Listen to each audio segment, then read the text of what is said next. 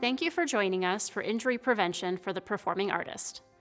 This video provides a general overview on injury prevention techniques and concepts that can be helpful for all performing artists, but does not completely eliminate the risk of injury for the performer. As always, please contact a qualified health professional if you experience any pain with performing, and refer to the extensive referral network provided by the School of Music, Theater, and Dance. Hi, I'm Kristen Skyton. I'm a physical therapy clinical specialist and performing arts rehabilitation coordinator with Michigan Medicine. Injury prevention for the performing artist can be broken down into the 5 P's: posture, practice, performance, pain, and protection.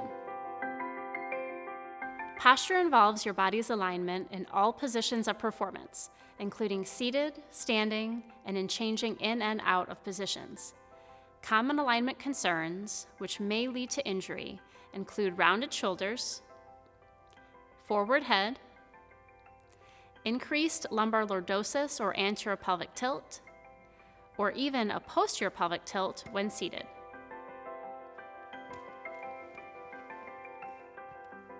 Neck side bending and rotation, which is very common in string players, can lead to side-to-side imbalances also. Proper positioning can unload and support your spine, while improper head, neck, and back positioning can all create muscle strength, flexibility, and spinal segmental imbalances.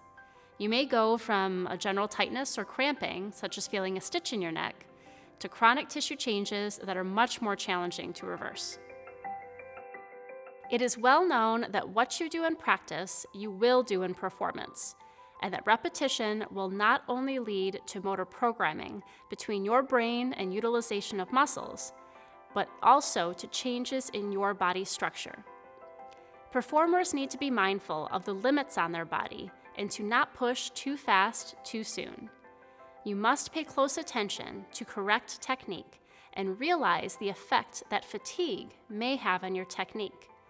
Also, the importance of warm-up before practicing, along with consuming fluids and taking breaks during your practice sessions, is necessary to ensure proper fueling and hydration to your body. Wearing properly fitting clothing, shoes, and taking advantage of ergonomic modifications as appropriate will help to decrease the stress and strain to your skin and other body tissues.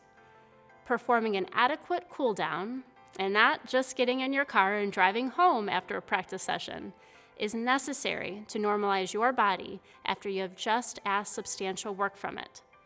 Consuming proper nutrition and stretching will also help your body's recovery and your peak performance. What differs from practice and actually performing in a show? So much. Not only is your adrenaline rushing to push through any limitations, but it also can affect your awareness of your surroundings and environment. Being on a stage that you are unfamiliar with, or with lighting that you are not prepared for, all can increase your risk of injury. Also, there is a definite effect on costuming on the stress and strain to your body, such as in musical theater, microphones, and heavy headwear. This can all affect your head and load to the entire body. Finally, most performers try to push through limitations to be able to complete a show, but there is a deleterious effect on your already compromised tissue in performing when injured. It can not only injure this first area further, but it can lead to other injuries as your body is not able to perform at 100%. Pain.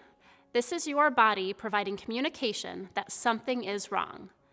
As a performer, you need to resist the temptation to perform through pain.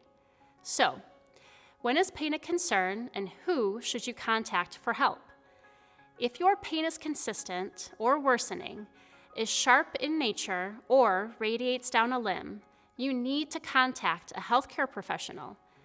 If you have any questions about your pain, talk with a faculty member, and there is a referral list through SMTD for your use and to address your health concerns. Also, we have monthly triage clinics available to talk one-on-one with clinicians that are familiar with performing arts concerns on site at both the Dance and More buildings. A majority of performing arts injuries sustained during performance or practice are actually not traumatic in nature. They involve cumulative microtrauma that leads to injury. As a healthcare professional, I am concerned about this overuse and chronic injury pattern, as not only will it affect your ability to perform right now, but there are substantial effects of current injuries and faulty movement patterns on the longevity of your career and injuries and disease processes that may affect you in the future. Cross-training can be utilized to effectively decrease your risk of injury and improve the longevity of your career, along with building endurance and strength for performance. Thank you for joining us for Injury Prevention for the Performing Artist. Please refer to the websites as reference and for further information.